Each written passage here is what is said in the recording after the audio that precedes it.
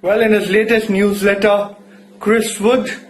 of Jefferies, who writes the Greed and Fear newsletter, continues to say that the greed and fear is continuing to stick with the cyclical trade, which implies a preference for value over growth. In fact, what he is saying is that recent studies have also said that at the end of last year, global long-only investors were overweight infotech and healthcare stocks, while the biggest underweights were financials, consumer staples and commodities. He also says that there were two main triggers that could have led to a serious bear market in equities, and at this point of time markets need not worry given the fact that the two main triggers, that is an earnings collapse and or a monetary tightening by regulators, is something that would have paused the rally as far as equity markets are concerned. However, since these did not exist at this point of time, greed and fear is not unduly worried about an impending correction. Now, he also speaks quite in depth about the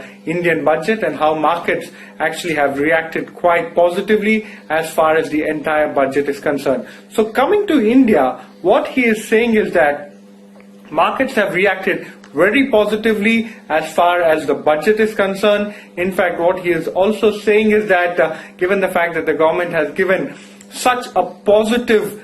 commentary as far as fiscal deficit is concerned by increasing the balance sheet, and also what they have said is that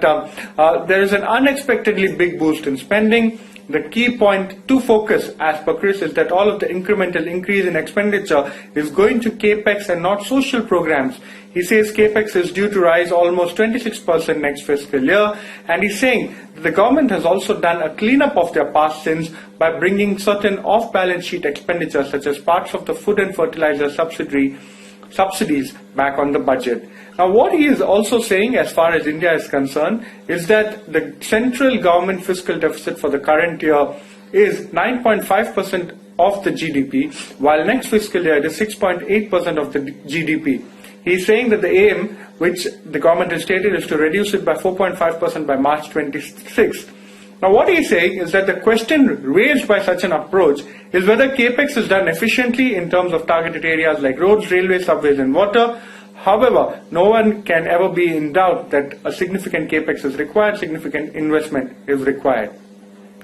Now also, what he is saying is that given the fact that you've actually seen quite a few corporate earnings, especially quarterly bank results, and he's saying a further positive for the stock market is the latest set of quarterly bank earnings that have been positive. Loan restructurings